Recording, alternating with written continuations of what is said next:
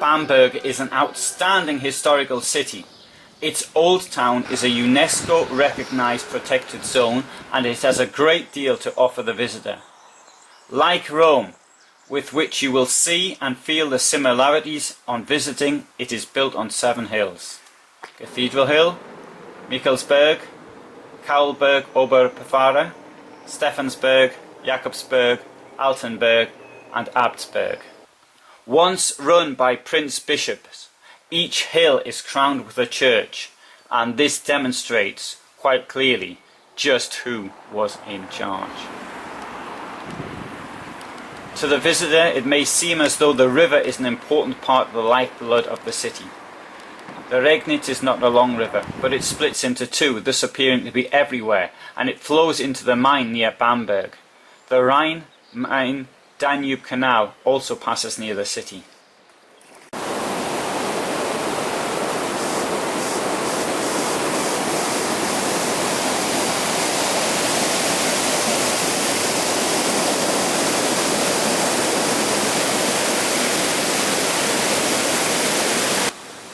I left my motorhome at a campsite on the southern part of Bamberg and cycled in, following the river, and also using my bicycle to explore the area between the branches of the river and the canal. I was fortunate to visit in June, which I suspect could be the best time of the year to visit.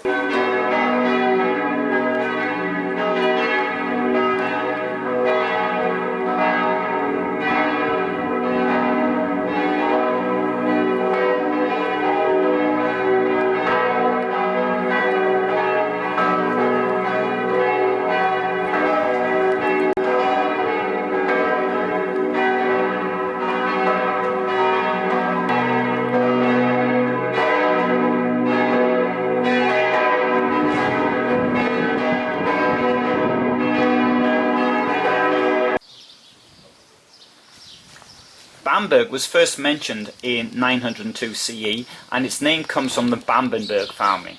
The Holy Roman Emperor Henry II ordered the building of a cathedral, which was consecrated on 6th of May 1012. The church was enriched with gifts from the Pope, and Henry had it dedicated in honour of him. In 1017, Henry also founded Michaelsberg Abbey on the Michaelsberg, and another Mont Saint-Michel like those in Normandy and Cornwall. This Michaelsberg in Bamberg was used for the training of the clergy.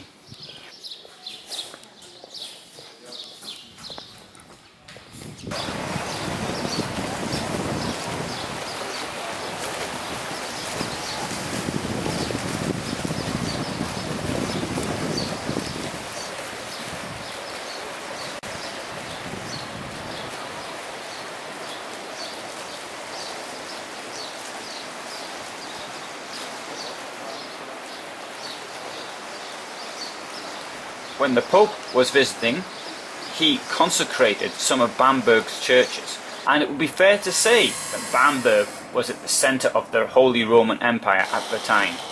Both Emperor Henry and his wife, Königmunde, were buried in the cathedral. From the middle of the 13th century onwards, the bishops ruled the Holy Roman Empire. This benefited Bamberg and left us with some of the magnificent buildings we see today, particularly around the area of the cathedral. We also see in Bamberg some of the excesses of the church. The city is noted for the witch trials of the 17th century, which claimed about 1,000 victims in Bamberg alone, and they reached a climax between 1626 and 1631 under the rule of Prince Bishop Johann Georg Fuchs von Dornheim. I've done a separate video on this subject, which you might also wish to see. In 1803, the Holy Roman Empire was wound up by Napoleon, and Bamberg became part of Bavaria. It had then a population in excess of 200,000 people. Bamberg was first connected to the German rail system in 1844, which has been an important part of its infrastructure ever since. After a communist uprising took control over Munich in the years following World War I, the state government fled to Bamberg. The first Republican Constitution of Bavaria was passed in this city. In In February 1926, Bamberg served as the venue for the Bamberg Conference convened by Adolf Hitler in his attempt to foster unity and stifle dissent within the Nazi Party, which was then some time before its seizure of power. Bamberg was chosen for its location in Upper Franconia, reasonably close to where some of these main supporters of Hitler lived, including himself, because he was then living in Munich, but it was relatively close to those who were dissidents, who were largely in the area of Berlin. In a way, it's almost meeting them halfway. I'm going to look at the Bamberg Conference also in a separate video. Bamberg escaped significant damage during World War II, but it could have been here where German resistance leader Klaus von Stauffenberg had the idea to use the Valkyrie plan as a means of overthrowing the Nazis. In the film Valkyrie from 2008, we see Stauffenberg at home in Bamberg with his wife, taking shelter as bombers pass overhead whilst the children are playing at being Valkyries and Valkyrie's music is playing on the record player. Stauffenberg's home was at Schützenstrasse 20 in Bamberg, and his widow lived there after the war. We can see a monument to Stauffenberg in the town in a very prominent position on the Rathaus, the town hall. There are also underground tunnels beneath the town. These were originally constructed as mines which supplied sandstone which could be used for construction or as an abrasive cleaner. Mining came to an end in 1920, but a 12-kilometre tunnel is still there today. These tunnels were used as air raid shelters during World War II, and part of the network can still be visited today on a guided tour, and you can ask about that at the tourist office. Whereas I did say that there wasn't too much damage done to Bamberg during the Second World War, the canal was actually damaged, and the Danube mine canal wasn't really reopened until around 1992, linking once more the Black Sea with the North Sea.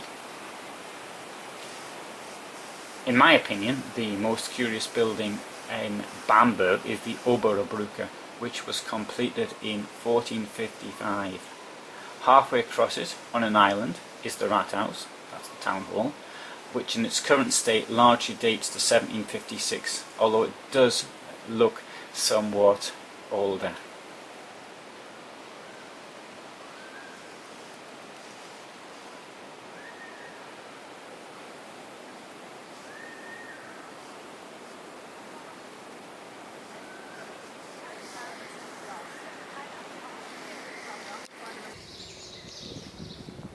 Bamberg is known for its beer, and it's home to 9 breweries.